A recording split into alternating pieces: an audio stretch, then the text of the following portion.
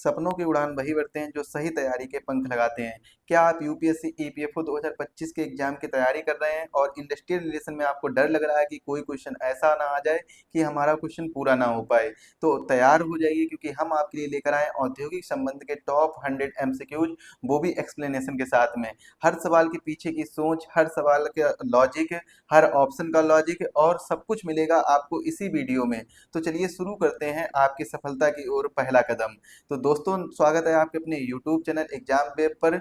आज के इस वीडियो के अंतर्गत हम कुछ महत्वपूर्ण औद्योगिक संबंध के प्रश्नों को डिस्कस करेंगे, जिसमें हम 100 टॉप क्वेश्चन डिस्कस करने वाले हैं। और इसका जो पार्ट नंबर 1 रहने वाला है, क्योंकि पार्ट नंबर 1 में हम 25 क्वेश्चन डिस्कस करेंगे और उसके पीछे के लॉजिक को भी समझेंगे। आखिर कौन सा ऑप्शन सही है, कौन सा ऑप्शन गलत है, और कोई ऑप्शन सही है तो वो क्यों सही है, और जो गलत है वो क्यों गलत है, उन सभी लॉजिक को हम समझने का प्रयास भी करेंगे। तो सबसे पहले तो आपको इतना बेसिक सा नॉलेज होना चाहिए कि इंडस्ट्रियल रिलेशन और लेबर लॉ एक ही सेक्शन है, इंडस्ट्रियल रिलेशन और लेबर लॉ का। अब इंडस्ट्रियल रिलेशन और लेबर लॉ से मिलकर ओवरऑल 15 से 16 क्वेश्चन पूछे जाते हैं, और इसी में एक आ जाता है सोशल सिक्योरिटी का। कौन सा आ जाता है? सोशल सिक्योरिटी का पोर्शन आ जाता है, जहां पर 6 से 7 क्वेश्चन लगभग पूछ दिए जाते हैं। दोनों को मिलाकर अगर हम बात कर लें तो 21 से 22 क्वेश्चन पूछे जाते हैं, और ये बहुत ही एग्जाम में महत्वपूर्ण रहने वाले होते हैं। पिछली बार आपने एग्जाम अगर दिया होगा तो लेबर लॉ से बहुत ही टफ क्वेश्चन आए थे, उन सभी को हम अच्छे से इस बार कवर करेंगे। कोई भी नियम और कोई भी लॉ आपसे छूटेगा नहीं, कोई भी कानून छूटेगा नहीं। जितने भी सिलेबस में होंगे कंप्लीटली डिस्कस करने वाले हैं, और क्वेश्चन के माध्यम से डिस्कस करेंगे। तो चैनल पर नए हैं तो चैनल को सब्सक्राइब करें और बेल आइकन को प्रेस करें, जिससे वीडियो की लेटेस्ट नोटिफिकेशन सबसे पहले आपके पास पहुंचे। अगर हम इंडस्ट्रियल रिलेशन और लेबर लॉ के बारे में बात करें तो इंडस्ट्रियल रिलेशन जो होता है वो थ्योरी वाला पार्ट होता है, जिसमें हम थ्योरी के बारे में पढ़ेंगे, जैसे कि हड़ताल क्या होता है। ऐसी बहुत सी थ्योरी के बारे में समझेंगे जो हमने सिलेबस में आपको बताया है कि औद्योगिक संबंध में हम क्या क्या पढ़ने वाले हैं। कंप्लीट सिलेबस, इसकी लिंक आपको डिस्क्रिप्शन बॉक्स में मिल जाएगी। आप हमारे टेलीग्राम चैनल पर ज्वाइन होकर भी वो पीडीएफ डाउनलोड कर सकते हैं। और जिसमें हम देखिए इंडस्ट्रियल रिलेशन में हम श्रम कल्याण के बारे में, श्रम कल्याण का महत्व क्या होता है, हड़ताल क्या होता है, और औद्योगिक विवाद क्या होते हैं, और इसके बाद में श्रम संघ, और ऐसे जितने भी इसमें क्वेश्चन बनेंगे वो सारे क्वेश्चन हम डिस्कस करेंगे। इसके बाद में लेबर लॉ जो होता है उसमें वो कानून से संबंधित, लॉ से संबंधित इसमें तथ्य दिए गए होते हैं, जिसमें हम कानूनों के बारे में पढ़ते हैं। आपको कुछ प्रमुख कानून है, जैसे कर्मकार क्षतिपूर्ति अधिनियम जो एक्ट हैं उनके बारे में पढ़ेंगे। खान अधिनियम, बागान श्रमिक अधिनियम, कारखाना अधिनियम, उपदान संदाय अधिनियम, ऐसे सभी। और 2020 में जो 4 कोड बनाए गए थे, मजदूरी संहिता अधिनियम 2019, मजदूरी संहिता अधिनियम 2019 में जो बनाया गया था, और इसके बाद में सामाजिक सुरक्षा संहिता, इसके बाद में व्यावसायिक सुरक्षा स्वास्थ्य और कार्य स्थिति संहिता विधेयक, और एक बनाया गया था औद्योगिक संबंध संहिता विधेयक। ये 2020 में बनाए गए थे।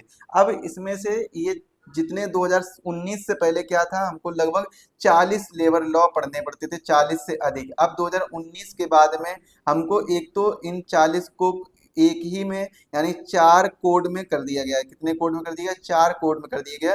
तो अब हम केवल इन 4 कोड के बारे में पढ़ेंगे, और बचे हुए कुछ इन 40 में से 15 से 16 और लॉ हैं जिनको हम पढ़ेंगे। आप सोच रहे होंगे सर आप इनको क्यों पढ़ेंगे? इनको इसलिए पढ़ेंगे क्योंकि अभी जो ये 4 कोड बने हुए हैं ना 2020 में, तो ये जो चारों कोड जो हैं वो अभी पूरी तरीके से इम्प्लीमेंट नहीं हो पाए हैं। इसी वजह से हम पूरा दोबारा से इन जितने भी बचे हुए लॉ हैं उनको भी डिस्कस करने वाले हैं। और आपके लिए एक बहुत ही महत्वपूर्ण सूचना है, यदि आप इसकी प्रिपरेशन करना चाहते हैं हिंदी माध्यम से, तो हम आपके लिए मात्र 399 रुपए में यह कोर्स उपलब्ध कराए हैं। और इसका जो वैलिडिटी रहेगा वो केवल 1 साल की वैलिडिटी के साथ में आपको 399 रुपए में ये कोर्स मिल जाएगा।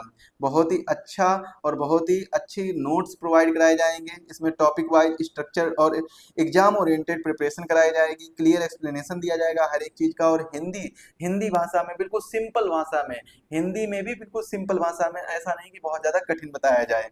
और इसके बाद में बेटर अंडरस्टैंडिंग के लिए आपको हर एक डाउट सेशन भी लिया जाएगा। कोई भी डाउट है, टॉपिक वाइज क्विज कराए जाएंगे, फुल लेंथ मॉक टेस्ट कराए जाएंगे, पीवाईक्यू भी कराए जाएंगे। High quality PDF with hand written notes मिलेगी, और भी बहुत से कॉन्सेप्ट मिलेंगे, बहुत से छोटे छोटे टॉपिक मिलेंगे जो आपके एग्जाम के लिए बहुत ही ज्यादा हेल्पफुल रहने वाले हैं। तो अभी प्रिपरेशन करिए और दिए गए नंबर पर आप कांटेक्ट कर सकते हैं, यहाँ से आप इसमें ऑफर भी प्राप्त कर सकते हैं। तो दिए गए नंबर पर कांटेक्ट करिए और कांटेक्ट करने के बाद में इस कोर्स के बारे में जानकारी ले सकते हैं। चलिए स्टार्ट करते हैं। पहला क्वेश्चन देखिए क्या दिया गया है। औद्योगिक संबंध से उत्पादन में सामाजिक संबंधों का बोध होता है को परिभाषित किया गया है। किसने परिभाषित किया है कि औद्योगिक संबंध से जो उत्पादन हो रहा है, उत्पादन में सामाजिक संबंधों का बोध होता है, इसको किसने परिभाषित किया है। चलिए हम इसकी परिभाषा के बारे में तो सबसे पहले बाद में जानते हैं। सबसे पहले हमारा काम क्या है, किस बारे में जानेंगे। सबसे पहले हम जानेंगे कि आखिर औद्योगिक संबंध होता क्या है। क्या चीज औद्योगिक संबंध आखिर होता क्या है, इसके बारे में सबसे पहले जानेंगे। देखिए औद्योगिक संबंध जो है वो संबंध होता है किसके किसके बीच में। आप सोच रहे होंगे सर औद्योगिक संबंध है तो फिर संबंध तो होगा ही ना किसी के बीच में। तो किसके बीच में होता है, इंडस्ट्री, इंडस्ट्री जिसे हम क्या कहते हैं, उद्योग कहते हैं, एन बनाए उद्योग कहते हैं। इंडस्ट्री का संबंध होता है किससे किससे संबंध होता है।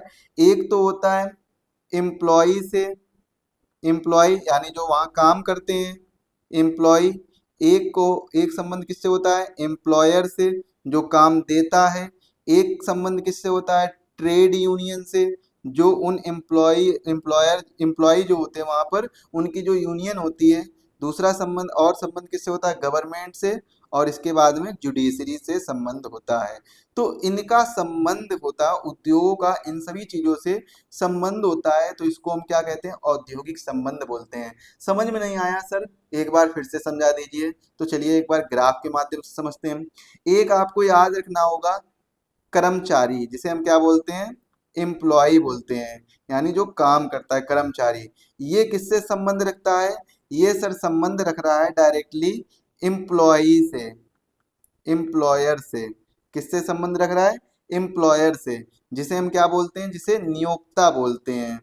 नियोक्ता यानी जो नियुक्ति करता है, जो काम देता है, एम्प्लॉयर बोलते हैं, नियोक्ता बोलते हैं। अब इनके बीच में जो रूल्स रेगुलेशन और लॉज वगैरह बन रहे हैं वो बनाने का काम किसका होता है, गवर्नमेंट का होता है। गवर्नमेंट यहाँ पर क्या करती है, रूल्स यानी नियम कानून, लॉ और रेगुलेशन, रेगुलेशन जो भी रेगुलेट करता है, जो रूल बना रहा है, जो नियम बना रहा है, जो कानून बना रहा है, वो कौन कर रहा है, गवर्नमेंट कर रहा है। इसके बाद में अब कर्मचारी के कुछ ना कुछ राइट्स होंगे, काम करने के राइट्स होंगे, किस टाइम तक राइट्स काम करना चाहिए, कितनी सैलरी मिलनी चाहिए, सैलरी बढ़ानी चाहिए, कब बढ़ानी चाहिए, बोनस क्या मिलना चाहिए। इनके राइट्स को लेकर कौन सामने रखता है मुद्दा, कौन रखता है, ट्रेड यूनियन। कौन रखता है मुद्दा, ट्रेड यूनियन। तो ट्रेड यूनियन क्या काम करता है, कर्मचारियों के राइट्स के बारे में बात रखता है। अब क्या इनके बीच में कभी डिस्प्यूट नहीं होगा, इन सभी के बीच में कर्मचारी कोई बात रखेंगे ट्रेड यूनियन में, तो ट्रेड यूनियन क्या करेगी, तो ट्रेड यूनियन और एम्प्लॉयर यानी इनके बीच में क्या हो जाएगा, डिस्प्यूट हो जाएगा। अब वो डिस्प्यूट कौन देखेगा, वो डिस्प्यूट देखेगा कोर्ट, यानी कौन देखेगा, जुडिशरी देखेगी। वो डिस्प्यूट कौन देखेगा, जुडिशरी वो डिस्प्यूट देखेगी। जुडिशरी यानी कोर्ट जो है वो क्या करेगी, वो डिस्प्यूट देखेगी। तो ये चीज आप लोग याद रखेंगे। तो इन बीच में क्या है, इनके बीच में जो संबंध है वो क्या कहलाता है, वो औद्योगिक संबंध कहलाता है। हालांकि जब हम थ्योरी वाला पोर्शन कवर करेंगे तो उसमें सब कंप्लीट इंफॉर्मेशन लेंगे औद्योगिक संबंध से संबंधित है। यदि आपको ये कोर्स लेना है तो इसमें आपको पीडीएफ भी अपलोड कर दी गई, तो वहां से जाकर आप लोग कोर्स ले सकते हैं। एग्जाम वेब ऐप को डाउनलोड करना होगा, डिस्क्रिप्शन बॉक्स में लिंक दी गई है, कमेंट में भी लिंक दी गई, तो वहां से आप लोग डाउनलोड कर सकते हैं। टेलीग्राम को जरूर ज्वाइन कर लीजिएगा। चलिए क्वेश्चन देखिए क्या दिया गया था। औद्योगिक संबंध से उत्पादन में सामाजिक संबंधों का बोध होता है, बोध होता है, इसको परिभाषित किया गया है। इसको किसने परिभाषित किया है, इसको परिभाषित किया है अंतरराष्ट्रीय श्रम अध्ययन संस्थान ने परिभाषित किया है। किसने परिभाषित किया है, अंतरराष्ट्रीय श्रम अध्ययन संस्थान ने परिभाषित किया है, एच ए क्लेग द्वारा। एच ए क्लेग कौन है, एच ए क्लेग देखिए एच ए क्लेग ने अगर क्या किया है, इन्होंने औद्योगिक संबंधों को उत्पादन की प्रक्रिया में मानव के सामाजिक संबंध को, किसके, मानव के सामाजिक संबंध के रूप में परिभाषित किया है। अगर यहाँ पर क्वेश्चन होता मानव के सामाजिक संबंधों का बोध होता है या मानव के सामाजिक संबंध के रूप में परिभाषित किया है, तो उसका आंसर क्या हो जाता है, एच ए क्लेग हो जाता। तो ये चीज आप लोग याद रखिएगा। लेकिन यहाँ पर क्या है, उत्पादन में सामाजिक संबंधों का बोध होता है, बल्कि मानव के सामाजिक संबंधों का के रूप में परिभाषित नहीं किया गया है। देखिए डिफिनीशन मिलती जुलती है, लेकिन याद रखिएगा क्या मैं बता रहा हूं। अगर क्वेश्चन ये पूछा जा रहा है कि संबंध में, औद्योगिक संबंध में, उत्पादन में सामाजिक संबंधों का बोध होता, उत्पादन के दौरान क्या हो रहा है, सामाजिक संबंधों का बोध हो रहा है, तो ये बात किसने कही है, ये बात कही है अंतरराष्ट्रीय श्रम संगठन संस्थान ने ये बात कही है। अगर यहीं पर वो लोग ये कह दें कि, एक मिनट, हाँ, तो यहीं पर अगर वो ये कह दें कि औद्योगिक संबंधों के उत्पादन की प्रक्रिया में, उत्पादन की प्रक्रिया में मानवों के सामाजिक संबंध को, औद्योगिक संबंधों को, औद्योगिक औद्योगिक संबंधों को उत्पादन की प्रक्रिया में मानवों के सामाजिक संबंध के रूप में परिभाषित किया गया है। थोड़ा सा अंतर आ गया है, तो ये चीज आप लोग याद रखेंगे। अगला क्वेश्चन है, औद्योगिक संबंध होता है, औद्योगिक संबंध क्या होता है, उद्योग में नियोजकों और कर्मचारियों के बीच औद्योगिक संबंध होता है, नियोजकों और कर्मचारियों के बीच, तो ये बिल्कुल सही बात है। श्रम संघों और नियोजकों के बीच, ये भी बिल्कुल सही बात है। देखिए कर्मचारी हो गए और नियोजक हो गए यानी नियोक्ता हो गए, इनके बीच में संबंध है। श्रम संघ यानी जो भी हमारी लेबर ऑर्गेनाइजेशन है, लेबर ऑर्गेनाइजेशन, वो किसके लिए काम कर रही है, वो कहीं ना कहीं श्रमिकों के लिए यानी लेबर के लिए काम कर रही है। तो लेबर का और नियोजकों का जब लेबर का संबंध है किसके लिए, एम्प्लॉयर के बीच में, तो ये दोनों वही सेम बात ही तो लिखी है, लगभग लगभग मिलती जुलती। तो आपको क्वेश्चन को पकड़ना है, समझना है। नियोजकों और सरकार के बीच में, क्या नियोक्ता यानी एम्प्लॉयर है जो, वो गवर्नमेंट के बीच में संबंध नहीं रखता, बिल्कुल रखता है, क्योंकि गवर्नमेंट क्या करती है, रूल्स और रेगुलेशन बनाती है। तो इसका राइट आंसर क्या हो जाएगा, इसका राइट आंसर हो जाएगा उपर्युक्त सभी के बीच में होता है। तो ये इसका राइट आंसर हो जाएगा ऑप्शन डी। चलिए अगला क्वेश्चन देखते हैं क्या है। औद्योगिक संबंध के मुख्य पहलू होते हैं, औद्योगिक संबंध के मुख्य पहलू कौन कौन से होते हैं, सहयोग का पहलू, संघर्ष का पहलू। दोनों पहलू जो हैं वो किसके होते हैं, औद्योगिक संबंध के। सहयोग का पहलू क्या होता है, सहयोग के पहलू से हम क्या समझते हैं, सहयोग जरूरी हो, सहयोग, उद्योग में सहयोग जरूरी है ताकि काम शांतिपूर्वक हो, ताकि काम शांतिपूर्वक हो।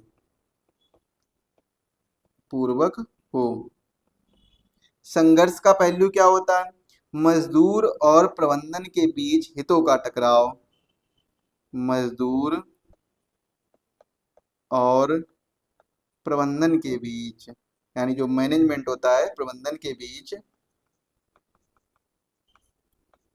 हितों का टकराव, हितों का टकराव अक्सर होता है।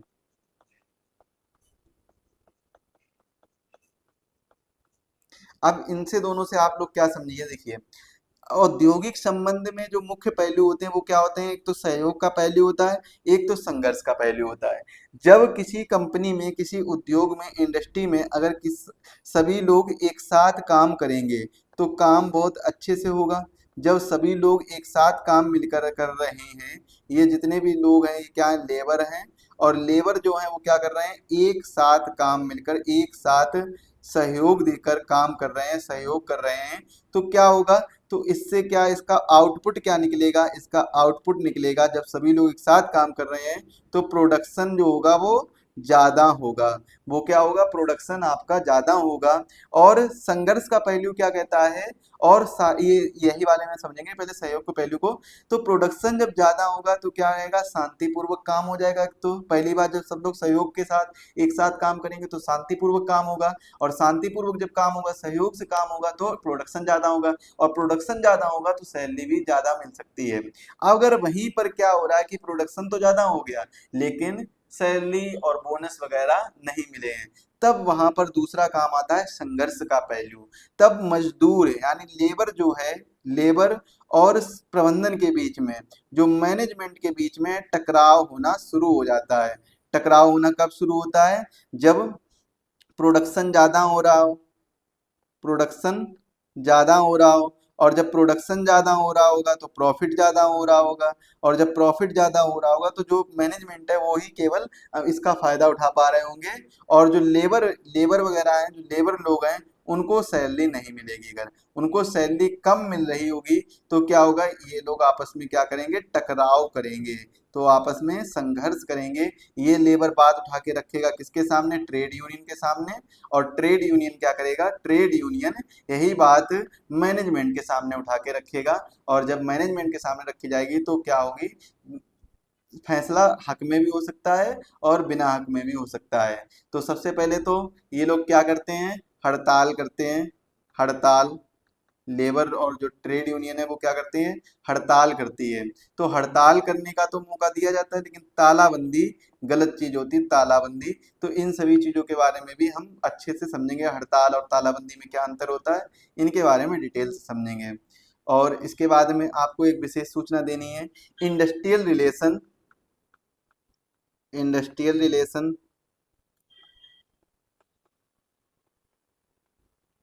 लेबर लॉ, सोशल सिक्योरिटी,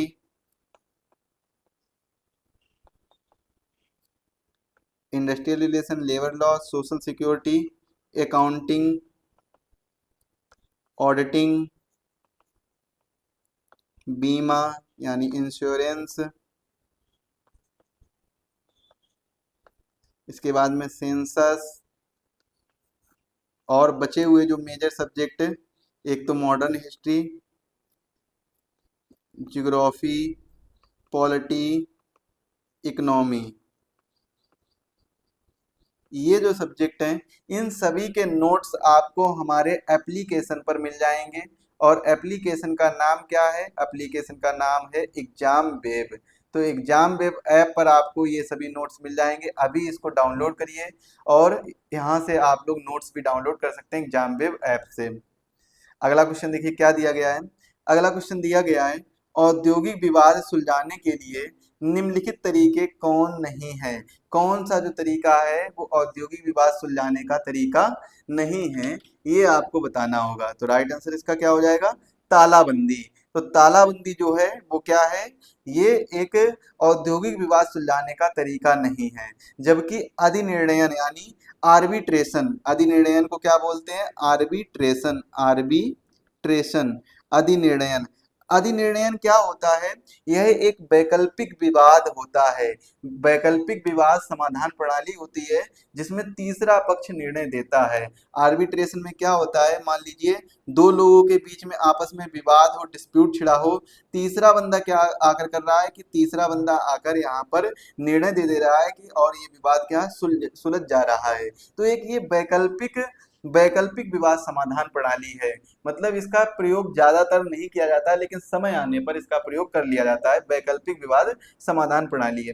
सामूहिक सौदेबाजी यानी कलेक्टिव बार्गेनिंग क्या होता है, कलेक्टिव बार्गेनिंग यह मजदूरों और नियोक्ताओं के बीच बातचीत द्वारा समाधान का तरीका है। सामूहिक सौदेबाजी क्या होता है, इसमें क्या होता है कि मजदूर यानी लेबर, लेबर और जो नियोक्ता होते हैं, और कौन होता है, जो एम्प्लॉयर होता है, एम्प्लॉयर होता है, ये आपस में बातचीत कर लेते हैं, और आपस में बातचीत करके विवादों का समाधान कर लेते हैं।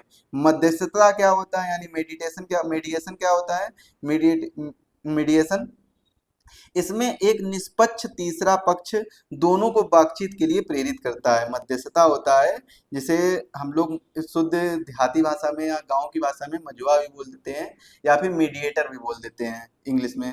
तो मध्यस्थता ये होता है कि मान लीजिए दो लोगों के बीच में विवाद छिड़ा हो और ये लोग आपस में बातचीत भी करना नहीं चाहते हैं और विवाद पे अपना कायम रखना चाहते हैं। तो अब ये क्या करते हैं, इसमें एक तीसरा मीडिएटर आकर क्या करता है, इनको समझाता है, इनको बातचीत करने के लिए रेडी करता है और बातचीत के लिए प्रेरित भी करता है। तो ये कौन करता है काम, ये मध्यस्थता वाला काम करता है। इसके बाद में आता है तालाबंदी। आखिर ये औद्योगिक विवाद सुलझाने का तरीका क्यों नहीं है, इसके बारे में समझते हैं। ये आपको तीनों समझ में आ गए होंगे, एक तो अधिनिर्णयन, सामूहिक सौदेबाजी और मध्यस्थता। तो अब तालाबंदी क्या होता है, तालाबंदी यह एक संघर्षात्मक कार्रवाई है, ना कि समाधान की विधि। तालाबंदी क्या है, एक संघर्षात्मक कार्रवाई है। जैसे हड़ताल हो गया, ये क्या है, ये हड़ताल जो है ये संघर्षात्मक संघर्षात्मक कार्यवाही है, ये समाधान की विधि नहीं है। हड़ताल करने से समाधान नहीं होता है, तालाबंदी करने से समाधान नहीं होता है। अगर एम्प्लॉयर अगर चाहेगा तो समाधान कर देगा, अन्यथा नहीं करेगा। लेकिन हड़ताल और तालाबंदी जो है वो क्या है, विवाद सुलझाने का तरीका बिल्कुल नहीं है। विवाद तो तभी सुलझेगा ना जब हम लोग आपस में बातचीत करेंगे। अगर मान लीजिए हमारे और आपके बीच में कोई विवाद है तो विवाद कब सुलझेगा, या तो कोई तीसरा आके विवाद सुलझवाएगा, बातचीत करेगा, प्रेरित करेगा कि बातचीत करो आपस में, तो शायद विवाद सुलझ जाए। या तो फिर क्या है, हम लोग आपस में बातचीत कर लेंगे, या तो फिर क्या होगा, एक वैकल्पिक विवाद समाधान प्रणाली जिसे आर्बिट्रेशन कहते हैं, उसमें तीसरा पक्ष आएगा और डायरेक्ट निर्णय देकर चला जाएगा कि तुमको ये करना, तुमको वो करना, और तुम लोगों को अब लड़ना झगड़ना नहीं है। डायरेक्ट निर्णय देगा, मतलब बिना कुछ सोचे, बिना दोनों को बातचीत करे, बिना ऐसे ही डायरेक्ट अपना निर्णय सुना देगा। और इसके बाद में क्या हो जाएगा, इसके बाद में दोनों लोगों को वो बात माननी पड़ेगी। लाइक एग्जाम्पल के लिए आप समझिएगा कि पहले मान लीजिए आपकी एक कोई फैक्ट्री है, जहां से फैक्ट्री या फिर कोई भी खान है, यहाँ से मान लीजिए, या चलिए फैक्ट्री मान लेते हैं। फैक्ट्री में क्या है, आप एक 12 साल के लड़के को, 12 ईयर के बच्चे को क्या कर रहे हैं, काम दे रहे हैं, उसको वर्क करवा रहे हैं, उससे काम करवा रहे हैं, उससे लेबरी करा रहे हैं। तो अब क्या होगा, एक तीसरा पक्ष आएगा, और ये बंदा, ये जो बच्चा है वो लेबरी करना नहीं चाहता है, तो क्या होगा, दोनों में विवाद होगा, दोनों में विवाद होगा। अब इस विवाद के चलते क्या होगा कि एक तीसरा पक्ष यानी गवर्नमेंट आएगा और गवर्नमेंट रूल बना के चला जाएगा कि 6 से लेकर 12 या 6 से लेकर 14 साल के बच्चों को, जो 12 साल की उम्र है, इसके पढ़ने लिखने की उम्र है, इसको आप काम पर नहीं लगा सकते, इसको आप काम पे नहीं रख सकते हैं, और इस पे मजदूरन जबरदस्ती मजदूरी नहीं करा सकते हैं। तो ये क्या है, तीसरा पक्ष आया, निर्णय दिया और चला गया। तो ये बात क्या है, एम्प्लॉयर को माननी पड़ेगी। इसी को ही क्या कहते हैं, इसी को ही हम एक अधिनिर्णयन बोलते हैं, यानी किसी दूसरे के द्वारा निर्णय लिया जाए उसे हम क्या बोलते हैं, अधिनिर्णयन बोलते हैं। अगला क्वेश्चन देखिए क्या दिया गया है, निम्नलिखित में औद्योगिक कार्यवाहियां होती हैं। औद्योगिक कार्यवाहियां कौन कौन सी होती हैं, हड़ताल ये भी औद्योगिक कार्यवाही है, तालाबंदी भी औद्योगिक कार्यवाही है, और धरना भी औद्योगिक कार्यवाही है। ये सभी औद्योगिक कार्यवाही होती हैं। यानी याद रखिएगा, हड़ताल हो, तालाबंदी हो या धरना हो। हड़ताल क्या होता है, जब मजदूर काम बंद कर देते हैं, यह संघर्ष की प्रक्रिया होती है।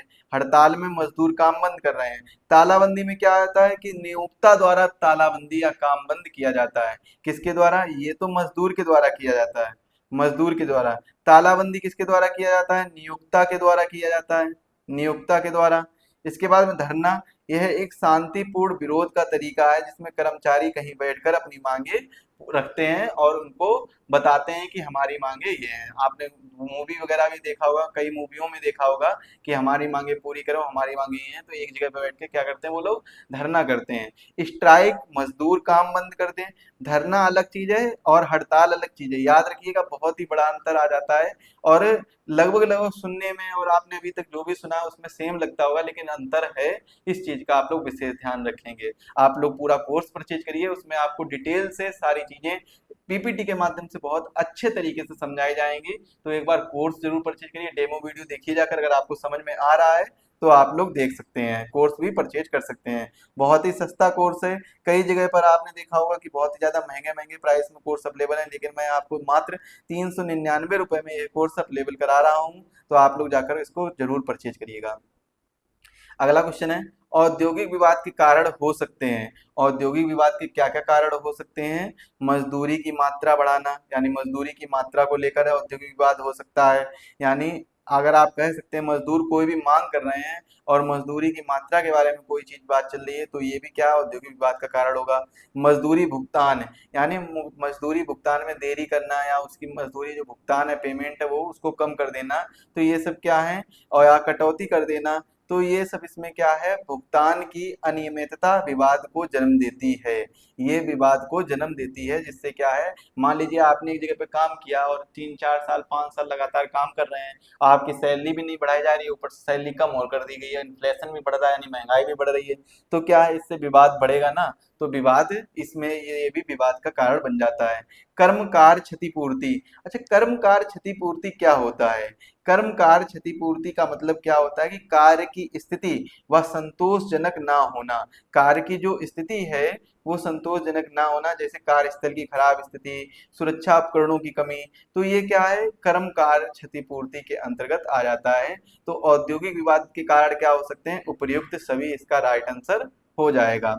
अगला क्वेश्चन है, औद्योगिक विवाद सुलझाने के लिए निम्नलिखित में से कौन सा तंत्र नहीं है? तो सर्वोच्च न्यायालय जो है वो औद्योगिक विवाद को नहीं सुलझाता है, जबकि अधिकरण, जिसे हम क्या बोलते हैं, ट्रिब्यूनल बोलते हैं, ये औद्योगिक विवाद से संबंधित नियम वगैरह, कानून वगैरह बनाता है, यानी एक विशेष न्यायिक संस्था है जो औद्योगिक विवाद को सुलझाती है। श्रम न्यायालय क्या करता है? श्रम न्यायालय भी यही सेम काम करता है। श्रम न्यायालय जो औद्योगिक विवादों को सुलझाने का काम करता है। सर्वोच्च न्यायालय ये काम नहीं करता है। सर्वोच्च न्यायालय संवैधानिक मुद्दों पर निर्णय लेता है और सामान्य औद्योगिक विवादों पर निर्णय नहीं लेता है। ये किस पे निर्णय लेता है? संवैधानिक मुद्दों पर। अगर कोई भी विवाद ऐसा हो रहा है जहां पर संविधान में कोई भी रूल या रेगुलेशन दिया गया है और उसको अगर कोई कंपनी या फैक्ट्री नहीं मान रही है, तो उससे रिलेटेड अगर कोई विवाद आ रहा है, तो उसको सर्वोच्च न्यायालय करेगा, मतलब सर्वोच्च न्यायालय सुलझाएगा। बाकी अगर कोई अन्य चीजें हैं तो सुलहाधिकारी, श्रम न्यायालय और अधिकरण, ये सब आपके सुलझाएंगे। तो इसका राइट आंसर क्या होगा, क्योंकि इसमें क्वेश्चन पूछा गया है औद्योगिक विवाद को सुलझाने के लिए निम्नलिखित में से कौन सा तंत्र शामिल नहीं है, तो सर्वोच्च न्यायालय जो है वो शामिल नहीं है। अगला क्वेश्चन है, निम्नलिखित में से सुमेलित नहीं है। अब कौन सा है जो वो सुमेलित नहीं है, ये आपको बताना होगा। शाही श्रम आयोग, शाही श्रम आयोग कब आता है? 1929 में आता है। कर्मकार क्षतिपूर्ति अधिनियम 1923 में आता है। औद्योगिक विवाद अधिनियम 1947 में आता है। तो इसका राइट आंसर क्या हो जाएगा? इसका राइट आंसर हो जाएगा श्रमिक जांच अधिनियम। श्रमिक जांच अधिनियम जो है वो इसका राइट आंसर होगा।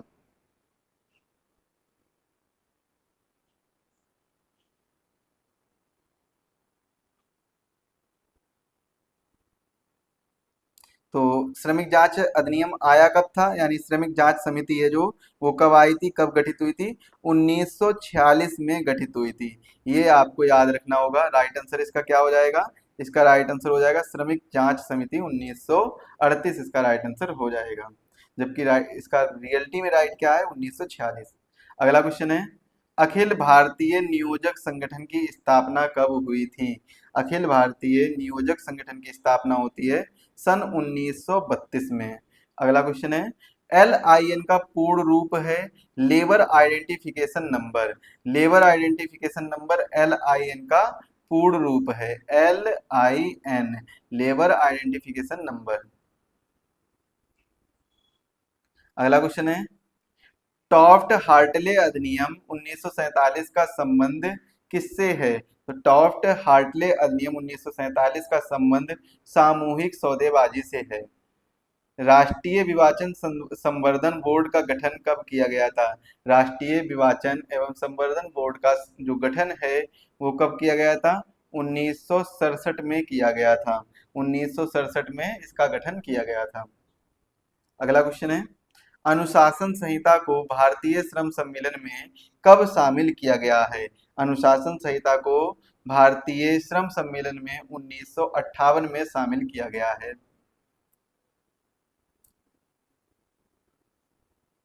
इसके बारे में अगर हम थोड़ा सा और जानें, तो 1957 में क्या हुआ था, इसकी प्रस्तावना की चर्चा का वर्ष था, और लेकिन इसे स्वीकृति नहीं मिली थी। इसके बाद में 1958 में 15वें श्रम सम्मेलन के में अनुशासन संहिता को लागू कर दिया गया था, जिसमें मालिकों और श्रमिकों के आचरण हेतु दिशा निर्देश दिए गए थे। 1960 में क्या होता है, और 1960 में हालांकि औद्योगिक संबंध से संबंधित कोई भी खास डेट नहीं है जो आपको याद करनी होगी। बस इतना याद रख लेना कि जो अनुशासन संहिता को भारतीय श्रम सम्मेलन में शामिल किया गया था, अनुशासन संहिता को भारतीय श्रम सम्मेलन में जो शामिल किया गया था, वो श्रम सम्मेलन कौन से नंबर का था, तो वो था 15वां श्रम सम्मेलन। 15वां श्रम सम्मेलन था, इसमें अनुशासन संहिता को लागू किया गया था। इतना ये आप लोग याद रखेंगे, कहीं भी स्टेटमेंट में क्वेश्चन बन सकता है। अगला क्वेश्चन क्या है, प्रबंध में श्रमिकों की सहभागिता के मुख्य उद्देश्य हैं। प्रबंध में श्रमिकों की सहभागिता के मुख्य उद्देश्य क्या हैं? औद्योगिक प्रजातंत्र को प्रोत्साहन, औद्योगिक उत्पादकता में वृद्धि, संघर्ष की रोकथाम, उपयुक्त सभी। तो राइट आंसर इसका क्या हो जाएगा? उपयुक्त सभी इसका राइट आंसर हो जाएगा। अगला क्वेश्चन है, भारत में प्रबंधन में श्रमिकों की सहभागिता की योजनाओं में सुमेलित नहीं है। राइट आंसर इसका क्या हो जाएगा? औद्योगिक नीति प्रस्ताव 1948, ये इसका राइट आंसर होगा। अगला क्वेश्चन है, औद्योगिक संबंध को प्रभावित करने वाले कारक निम्नलिखित में से कौन से नहीं होते हैं? तो इसका राइट आंसर क्या हो जाएगा? व्यक्तिगत कारण। जो व्यक्तिगत कारक होता है वो औद्योगिक संबंध को प्रभावित नहीं करता है। अगला क्वेश्चन है, औद्योगिक संबंध के किस परिप्रेक्ष्य में, यानी पर्सपेक्टिव में, प्रबंधन, कर्मचारी और संगठन के सभी सदस्य समान उद्देश्य साझा करते हैं? तो इसका राइट आंसर क्या हो जाएगा? एकात्मक परिप्रेक्ष्य इसका राइट आंसर हो जाएगा। अगला क्वेश्चन, पूंजीवादी समाज और औद्योगिक संबंध के बीच परिप्रेक्ष्य के अंतर्गत आता है। पूंजीवादी समाज और औद्योगिक संबंध के किस परिप्रेक्ष्य के अंतर्गत आता है? तो किस परिप्रेक्ष्य के अंतर्गत आता है? ऑप्शन ए इसका राइट आंसर हो जाएगा, मार्क्सवादी परिप्रेक्ष्य के अंतर्गत आता है। अगला क्वेश्चन है, औद्योगिक संबंध का वह परिप्रेक्ष्य जो नियोजकों और श्रमिकों के बीच संघर्ष को दर्शाता है कहलाता है। तो वह क्या कहलाता है? इसका राइट आंसर क्या हो जाएगा? बहुलवादी परिप्रेक्ष्य। कौन सा परिप्रेक्ष्य कहलाता है? बहुलवादी परिप्रेक्ष्य कहलाता है। अगला क्वेश्चन है, श्रमिकों के विचार एवं उनकी अभिव्यक्ति की स्वतंत्रता और औद्योगिक संबंध के निम्नलिखित दृष्टिकोण के अंतर्गत कौन कौन आते हैं? इसका राइट आंसर क्या आ जाएगा? मानव संबंधी दृष्टिकोण इसका राइट आंसर हो जाएगा। अगला क्वेश्चन क्या है, देखिए,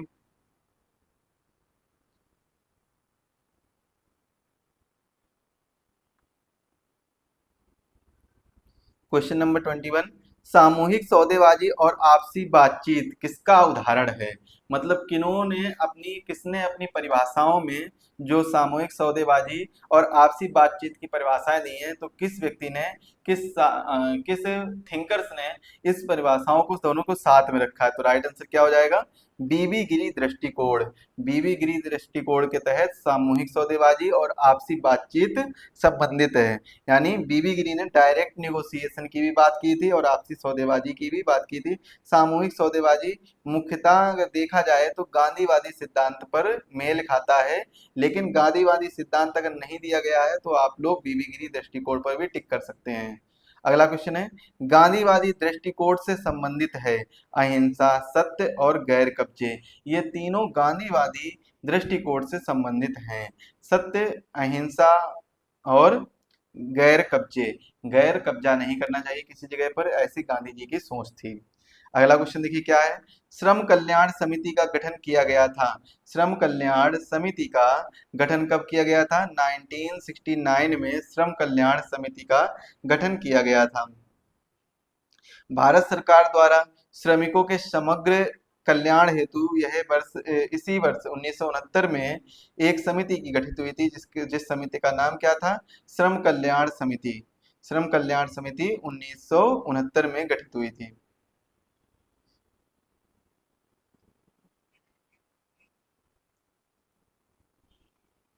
और अगर इससे पूछा जाए तो श्रम कल्याण समिति ने अपनी रिपोर्ट कब पेश की थी? तो रिपोर्ट पेश की थी 1970 में। रिपोर्ट कब पेश की? 1970 में अपनी रिपोर्ट पेश की। इसके बाद में अगला क्वेश्चन है, श्रम कल्याण का मुख्य उद्देश्य क्या होता है? श्रमिकों की शारीरिक स्थितियों में सुधार करना, श्रमिकों की नैतिक स्थितियों में सुधार करना, श्रमिकों की मानसिक स्थितियों में सुधार करना, ये सभी इसका राइट आंसर हो जाएगा। तो ऑप्शन नंबर डी उपयुक्त सभी इसका राइट आंसर हो जाएगा। अगला और आज की क्लास का लास्ट क्वेश्चन है, श्रम कल्याण संबंधी सेवाएं हैं। श्रम कल्याण संबंधी सेवाएं जो है वो कौन कौन सी हैं? तो राइट आंसर क्या हो जाएगा? उपयुक्त सभी। यानी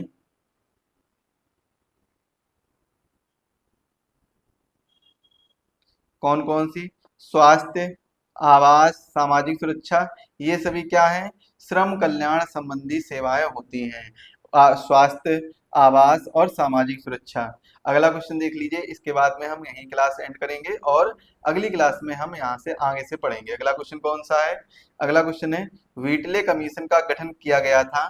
तो व्हीटले कमीशन का गठन कब किया गया था? 1929 में व्हीटले कमीशन का गठन किया गया था।